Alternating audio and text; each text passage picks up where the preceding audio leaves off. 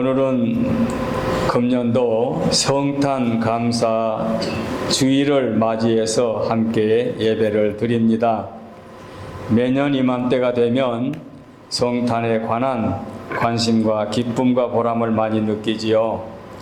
오늘 우리는 은혜 받을 말씀을 누가복음 2장 8절로 14절까지의 말씀을 가지고 큰 기쁨의 좋은 소식, 이렇게 제목을 정했습니다. 큰 기쁨의 좋은 소식. 누가복음 2장이 예수님의 탄생을 기록한 말씀이지요. 그 2장 말씀을 보면 1절로 8절까지 말씀은 구유에 탄생하신 예수님의 누우신 것을 언급했고, 오늘 본문 8절로 14절 말씀은 하늘의 천군 천사들이 나타나 우렁차게 찬양하는 모습이 나오지요. 오늘 본문이. 그리고 15절로 마지막 절까지는 땅에서는 목자들이 그 천군 천사의 소식을 듣고 예수님을 찾아간 모습이 나옵니다. 그러니까 목자에게 음성이 들리고 목자가 그 소식을 듣고 예수님을 찾아간 내용이 누가복음 2장의 말씀입니다. 그런데 복음서 마태복음을 보게 되면 마태복음의 기사는 또 그 마태라고 하는 그 기사가 좀 대조를 이루도록 특별하게 좀 비교하여 뚜렷한 대조가 있습니다. 뭐라 했는가 하니 마태는 예수님을 왕으로 묘사했습니다. 왕으로 묘사해서 저가 탄생하심에 헤롯 왕이 그 보좌에서 떨고 있는 모습과 동방에서 박사들이 예물을 들고 왕으로 태어나신 예수님을 경배하는 내용이 나옵니다. 그런데 본 누가복음에서는 예수님을 이상적인 사람으로 묘사합니다. 인자. 사람, 인자로, 그러니까 육신의 몸을 입고 오신 예수님, 그래서 사람으로 표현하고 그 복음의 말씀 가운데 인간적인 흥미가 매우 깊습니다. 대조를 이루지요. 왕으로 초점을 맞춘 마태 또는 인자, 사람으로 묘사한 누가 다르다고 하는 말씀입니다. 여기에 요셉과 마리아는 평범한 서민의 한 가정을 이룰 약혼 사이지요. 두 남녀가 북방 나사렛이라고 하는 곳에서 살고 있지요. 그런데 베들레헴으로 먼 길을 와서 그곳에서 사람들이 많다 보니 여관방에 들어가지도 못하고 그 마구간에서 어린아이를 탄생시켰다 하는 내용이 본문의 내용입니다. 바로 요셉이나 마리아는 평범한 서민임에 틀림이 없고, 그리고 목자들 또한 어렵게 살고 있는 그런 그 양치는 자들이라 말할 수 있는데 그런 것을 묘사했습니다. 그러나 또한 거기서 하늘의 음성이 들립니다. 이제 특이한 긴 역사가 나타나죠. 그래 하나님의 축복이 우렁차게 나타나는데 학자들은 이 기사를 보고 예수님이 진짜 몇 년도 몇 월 며칠에 탄생하셨는지 그런 역사적인 것을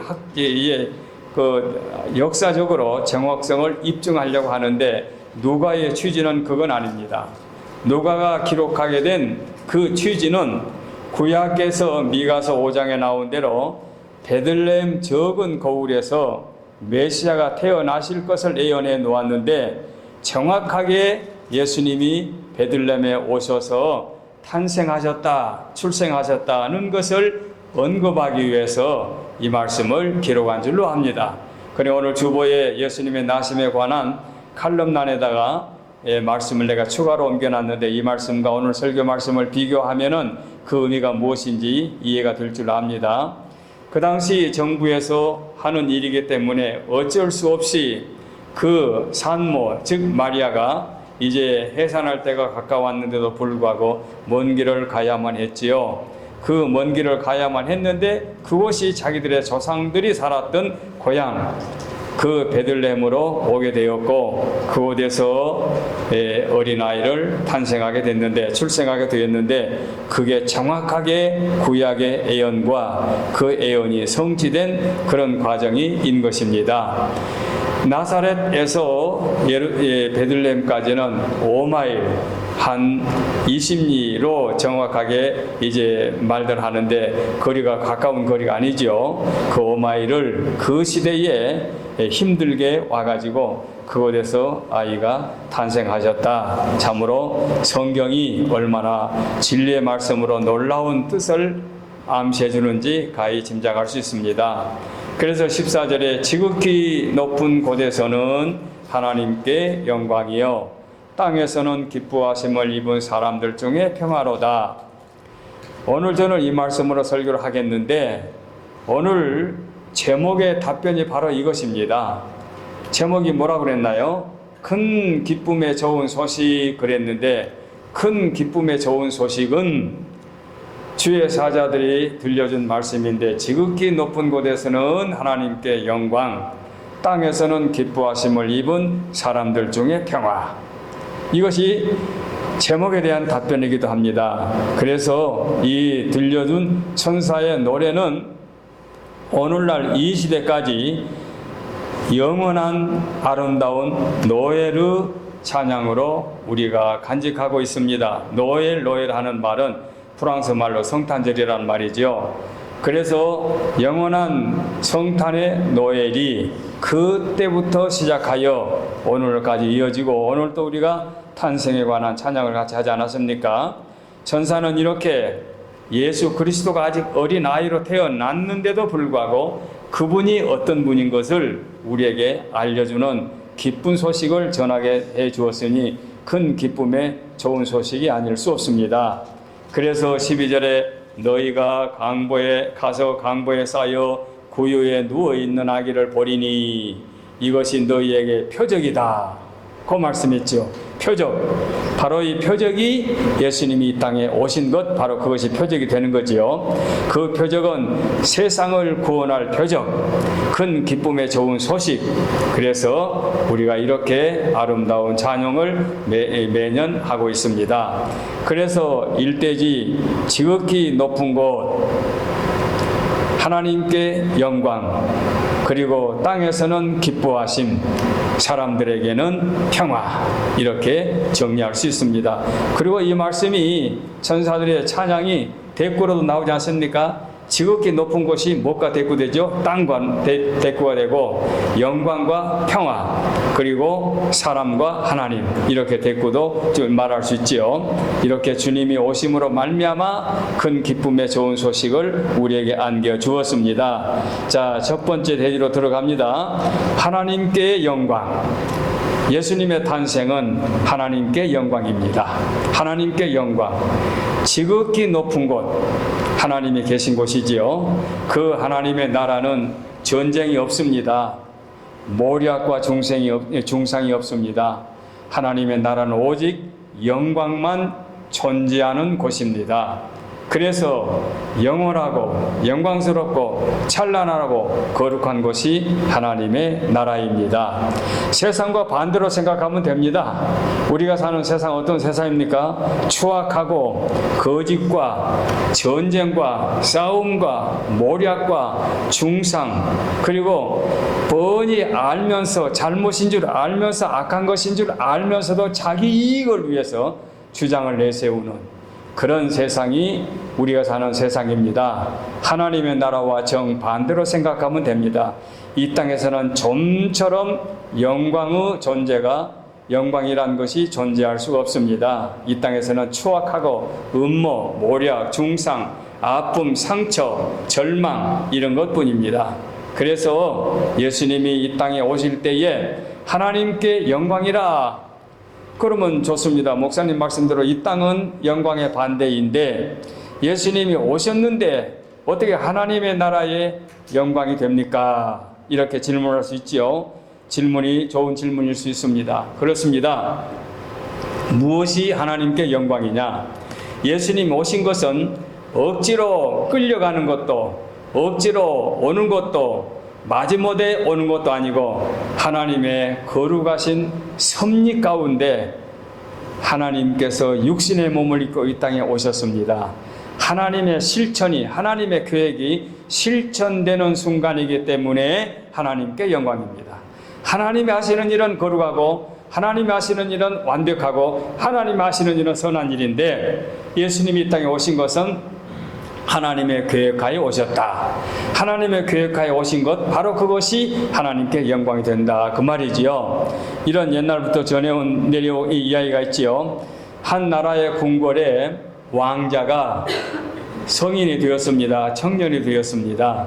그런데 청년이 자기의 사랑의 대상을 찾으려고 궁궐을 나와서, 세상에 나와서 이제 평범한 사람처럼 이제 세상을 살아갑니다. 이 세상에 나와 보니까 궁궐에서 살던 생활은 정반대 생활이 되겠죠. 협작꾼, 사기꾼, 도적, 뭐 할 것 없이 얼마나 불안한 세상을 삽니까? 그럼에도 불구하고 사랑하는 대상을 찾기 위해서 이 왕자가 세상을 이리저리 다니다가 겨우겨우 어디에 직장을 하나 구했는데, 농장에서 일하는 일꾼으로 취직을 했습니다. 이제 농장에서 일하면서 품삯을 받고 고생하며 살고 있는데, 그런데 거기에서 농장의 주인집 딸하고 눈이 맞아서 사랑을 하게 됩니다. 그래서 사랑을 얼마큼 하다가 농장 주인에게 말합니다. 내가 주인의 딸을 사랑합니다. 딸과 결혼하기를 원합니다. 결혼을 허락해 주십시오라고 하니까 농장 주인이 허락하겠습니까? 안 하겠습니까? 여러분이 주인이라면 허락하겠습니까? 합니다. 근본도 모르는 놈, 어디서 살다가 온지도 모르는 놈에게 내가 내 딸을 줘야 어림도 없다, 이것이죠. 그러니까 한마디로 거절을 당한 겁니다. 그런데 두 남녀는 너무너무 사랑하니까 아버지의, 부모의 말을 거역하고 둘이 도망을 나갑니다. 도망을 나가서 둘이 결혼을 합니다. 그러니까 어쩌면 겉으로 보면 불효자식 같은 행동이죠. 그런데 결혼을 하고 이제 신랑이 신부에게, 자, 우리 이제 신혼여행을 갑시다. 그러니까 신부가 우리 저지 어디로 신혼여행을 가야, 아무 말 말고 나 말 따라오라. 그리고 이제 갑니다. 어디로 가겠습니까? 구중궁궐, 찬란하고 영광스러운 자기의 본집으로 가지 않겠습니까? 신부는 진짜 아무것도 모릅니다.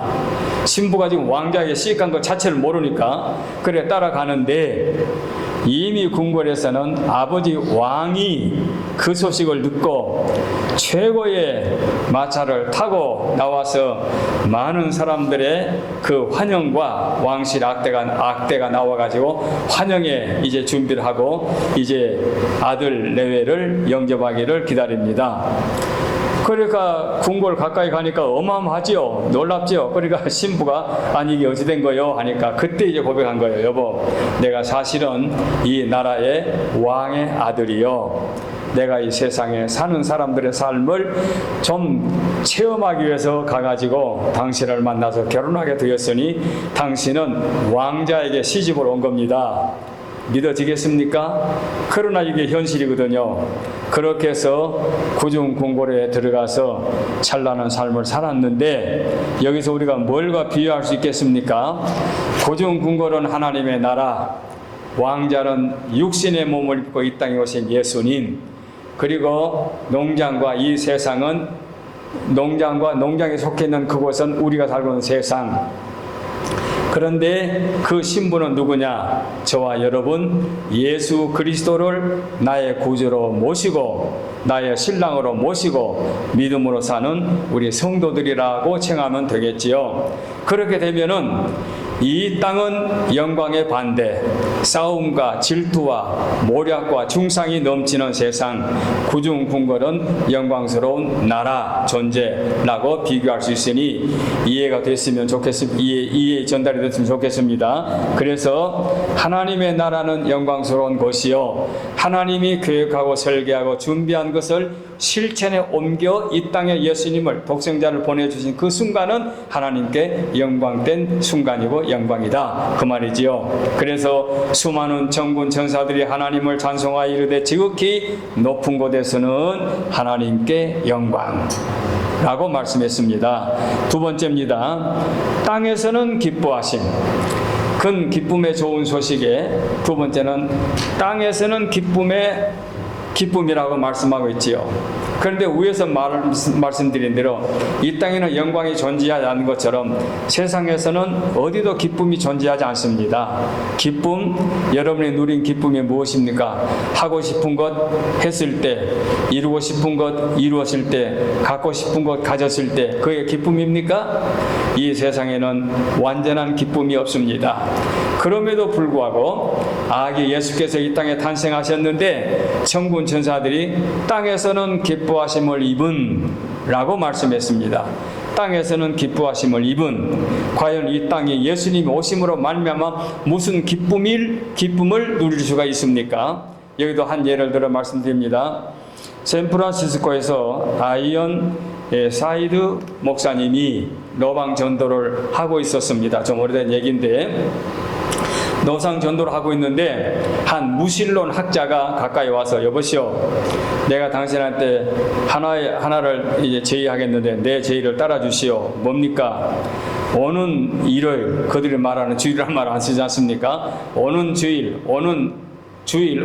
일요일 오후 과학관에서 기독교 신앙과 나 무신론자와 공개 토론을 합시다. 물론 청중들 동원도 내가 할 것이고 모든 비용은 내가 부담할 터이니 당신은 시간만 내주시오 하고 아이언 사이드 목사님에게 이제 제의가 들어왔습니다. 목사님이 그 말을 듣고 좋다, 그렇게 하자. 다만 내가 한 가지 조건을 내걸마. 그 조건이 무엇이냐? 조건이 네가 주장하고 네가 바라고 네가 지금 설파하고자 하는 무신론주의자 가운데 네 사람 중에 남자 하나 여자 하나 두 사람을 불러오는데 과거에 허랑방탕하고 마약에 찌들리고 그 범죄자였던 사람이 네 말을 듣고 무신론자가 되어 가지고 새 사람이 된 그런 사람 두 사람만 증인으로 데려와라. 그러면 나는 사기꾼, 마약 중독자, 알코올 중독자, 도적 경험자, 살인자 중에서 남녀 두 사람이 아니라 100명을 데리고 나가겠다. 그 제의를 받아주라 그랬습니다. 너는 두 사람만 데리고 오면 돼. 나는 100명을 데려올 거야. 그리고 과학관에서 우리 한번 토론을 해보자. 이 무신론 학자가 가만히 들어보니까 두 사람 데려올 만한 사람이 없거든요. 뭐라 말을 하십니까? 잘해보시오 하고 도망을 가버렸습니다. 왜 오늘 이 말씀을 드립니까? 예수님이 이 땅에 오신 목적은 악한 세상, 죄악 많은 세상, 불안한 세상, 슬픈 세상, 절망에 찌들린 사람들을 변화시켜 새 사람 만들어주면은 세상에 그 소식이 슬픈 소식이요, 기쁜 소식이요. 그러니 당연히 슬픔이 기쁨으로 바뀐 것이니 큰 기쁨의 좋은 소식에 세상에 기쁨을 안겨주는 바로 주인공이 예수님이죠. 그래서 주님께서 십자가에 못 박혀 죽으실 때 아버지여 저들의 죄를 용서해 주옵소서. 저들이 지금 범죄하고 있는 그 자체를 모르기 때문에 그렇습니다. 이렇게 죽어가면서 원수들을 위하여 기도한 분이 어디 있습니까? 어느 성자가 이렇게 기도했습니까? 그런 기도가 나오겠습니까? 아니, 죽으시기 전에 겟세마네 동산에서 예수님을 잡으려고 무장했던 로마의 군인들이 왔는데 예수님의 수제자 베드로가 감히 우리 선생님을 잡으러 와? 니놈들이 어떤 놈들이나 하고는 칼을 뽑아가지고 로마의 군인 귀를 하나 잘라버렸잖아요. 귀를 잘라버렸어요. 귀가 땅에 떨어진 거예요. 그래서 주님이 베드로를 향해서 이것까지 참으라. 칼을 집에 꽂으라. 칼집에 꽂으라. 칼을 쓰는 자는 칼로 망한다. 고 하면서 말고, 그 사람의 그 군인 병사리 말고인데 말고의 귀를 정상적으로 회복시켜 줬습니다. 그 떨어진 귀를 주워가지고 그를 붙여주고 완전한 칼로 잘려지기 전에 형태로 건져주신 거죠. 바로 여기에는 주님의 이 땅에서 오신 목적도 이루어 주신 거지만 그게 또 한 가지는 이제 당신이 끌려가서 재판을 받을 때 그 자기 스승을 못 잊어가지고 그 뭡니까? 가야바의 궁전까지 가서 그 불쬐는 모닥불가에서 이렇게 있을 때 그 말고의 친척이 이 사람은 아까 보니까 그 예수님의 제자인데 아까 동산에서 봤는데 그때 베드로 나는 아니야 하고 비겁하게 부인했지만 그때에 만일에 말고의 귀가 잘려졌고 병원에 가서 치료받고 있고 이제 그 예수님이 권체주지 못했다면 어떤 상태가 되겠습니까? 예수님은 당장에 끌려서 예수님 이제 베드로는 그 즉시 잡혀가지고 예수님만 먼저 채용될 수 있잖아요. 그런데 모르긴 해도 성경에는 언급이 없지만 말고는 훗날 예수님을 영접하는 로마 군인 중에 한 사람이었을 것이다 라고 우리가 추측할 수 있죠. 이게 세상에 기쁨을 안겨주시려고 주님이 이 땅에 오셨다 말씀을 드릴 수 있죠. 마지막 세 번째입니다. 사람들에게 평화. 큰 기쁨의 좋은 소식은 사람들에게 평화를 주기 위한 것이었습니다. 기쁨이 그리스도 안에서 가능함 같이 평화도 그리스도 안에서만이 가능합니다. 땅에서는 기쁨이 없는 것처럼 평안도 없습니다. 어찌 평안이 있을 수 있습니까? 믿을 수가 없는데, 안심할 수가 없는데 누구를 믿고 어디서 안심하게 살 수 있습니까? 그런데 주님이 이 땅에 오심으로 세상에는 평화의 씨를 뿌려 주신 것입니다. 1차 세계대전 때 1914년 12월 24일 날, 그러니까 12월 24일이 뭔 날 알겠죠? 독일 서부전선 플레르베 우리 볼 집사님 앞에서 제가 독일말 하는 건 할 수 없는데 플레브레라고 하는 벌판에서 영국군하고 독일군하고 전쟁을 하고 있었습니다. 넓은 들판에서 서로 참호를 파고 그 참호에 들어가서 서로 이제 치열하게 싸우고 있는데 한 100m 정도 되는 거예요. 그러니까 상대방의 목소리를 들을 수 있는 거리예요. 그런데 그렇게 지금 치열하게 싸우면서 언제 죽을지 모르는 상황에서 그 100m 그 간격에는 서로의 그 총에 맞아가지고 죽은 아군들이, 적군들이 지금 시체가 늘비하고 있는 그런 상태입니다. 그런데 독일군 참호에서 고요한 밤 거룩한 밤 찬송을 불렀습니다. 12월 24일이니까 부를 수 있잖아요. 그러니까 영국군들이 그 말을 다 들었습니다. 그 찬송을 다 듣고 난 다음에 잘했다 앙콜 하면서 그 노래를 한 번 더 불러라 그러면서 이제 맞으면 앙콜을 한 거예요. 그러니까 그 말을 듣던 독일군이 영국군에게 말합니다. 메리 크리스마스. 영국인들아, 우리는 너희에게 총을 쏘지 않겠다. 너희들도 우리에게 총을 쏘지 말라. 이렇게 이제 소리를 찬송을 불렀고 찬송 소리에 화답을 했고, 그러니까 이제 그 다음에 단계에서 말이 나온 겁니다. 그러면서 너희들 총 쏘지 마라. 우리도 너에게 총 쏘지 않겠다. 이렇게 하고 나서 그 중간에 시체, 넓어져 있는 시체, 자기들의 아군들끼리 그 시체를 이제 다 거두어 가지고 장례를 모셨습니다. 그리고 25일 날은 적군들이 서로 악수를 하고 서로 필요한 물건들을 교환하고 심지어 소문이 나기는 축구 시합도 했다고 나오는데 장교들이 그걸 용납하겠습니까? 야, 큰일 날지도 하지 말라. 당장에 숨어라. 참으로 들어가라 하겠죠. 그러지만은 생필품을 나누면서 축구를 할 정도로 하니까 그 소문이 그 전투 지역에 막 퍼져나가지요. 이렇게 했는데 크리스마스가 지난 다음에 다시 휴전이 끝나고, 휴전 끝난 다음에 무려 44개월 동안 전쟁이 이어졌습니다. 그래서 그 전쟁에 죽은 전사자가 피차간의 전사자죠. 900만 명이나 되는데, 그때에 휴전을 하고 그렇게 친교를 했던 사람들도 적지 않이 많은 사람이 죽었다고 남아 있습니다. 참으로 해피엔딩으로 끝나지는 않았지만 이 순간 우리가 뭘 느낄 수가 있느냐? 그리스도의 이름으로 예수님의 탄생을 찬송으로 노래를 불렀고, 그 찬송을 듣고 휴전을 하고 잠시 동안이나마 총을 내려놓고 전우들의 시체를 거두다가 장례를 모신 것까지만 해도 어딥니까?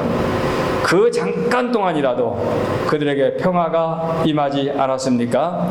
물론 그 44개월 동안 다시 전쟁이 이어졌으니 참으로 안타까운 전쟁의 결과이지만 예수님이 이 땅에 오신 것은 사람들에게 평화를 안겨주기 위해서 오신 것 우리가 익히 알고 있지요. 그래서 예수님이 이 땅에 오신 바로 그것은 큰 기쁨의 좋은 소식이라 말할 수 있습니다. 이제 결론적으로 말씀을 마치려고 합니다.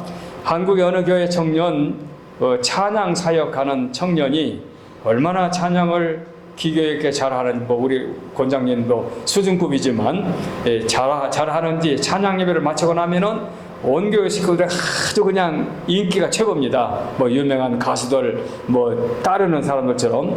그러니까 얼마나 대접을 받았겠습니까? 그런데 찬양 예배를 마치고 돌아가고 칭찬을 받고 했는데도 그 청년은 마음이 허전한 거예요. 마음이 어쩐지 허전하고 그리고 늘 마음이 공허해요. 그러면서도 찬양 사역을 계속해요. 그러다가 어느 순간에 무슨 찬양인지 모르지만은 영광을 하나님께, 그런 찬양 많지요. 영광을 하나님께라는 그 찬양을 부르면서 찬양하면서 머릿속에 그렇지, 찬양으로 노래로 음악으로 기뻐하는 것이 이 찬양 시간이 아니고 영광을 하나님께 라고 하는 그 부분에서 오직 하나님께 영광이라고 생각하고 자기 마음으로부터 존귀하신 하나님께 영광을 돌린다 하니까 감격의 눈물이 쏟아진 거예요. 그리고 찬양 예배를 마치고 돌아갔는데 돌아가서 느낌이 공허하고 허전한 것이 아니라 너무 마음이 평안하고 감사와 기쁨이 넘치는 거예요. 그래서 그렇게 체험을 받고 난 다음에 그의 변화된 것을 이제 글로 기록해 놨는데 바로 이 청년 한 사람의 그 변화된 모습이 오늘 본문에 내가 세대지로 논했던 말씀, 큰 기쁨의 좋은 소식이 다 포함되어 있지 않습니까? 오직 영광은 하나님께만, 그리고 우리는 하나님께 영광을 돌릴 때에 평화와 기쁨이 넘치게 되는 거지요.